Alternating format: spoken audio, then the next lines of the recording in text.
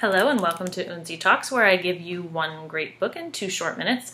And the book I'm talking about right now is All the Light We Cannot See by Anthony Doerr.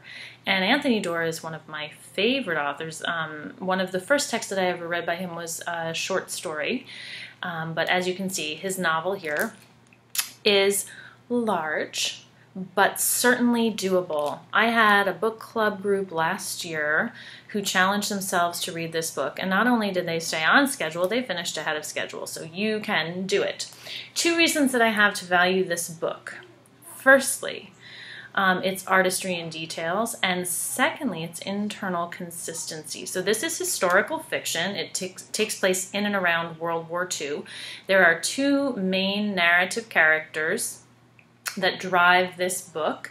They are Werner, and it's interesting because he's German, so it's spelled with a W, but we know it's also pronounced a V, so it's Werner, and then Marie-Laure. So Marie-Laure is French, Werner is German, and so you get World War II from both of these kinds of sides, you know. You get them from Werner, who is an extremely intelligent and talented young man who is recruited to be a Hitler Youth.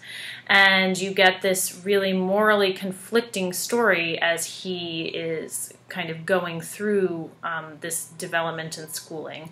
And then you have Marie-Laure's story, who is a bit of a recluse because she lives in her father's house, and she is blind. She has not been blind from birth, but she went blind following birth. And so that's a really interesting story because you get this artistry and details through senses that you might not always and otherwise depend on. And so you see that Doerr writes for the ear as more so than he writes for the eye through her point of view. And things are also very muted, but vivid as well.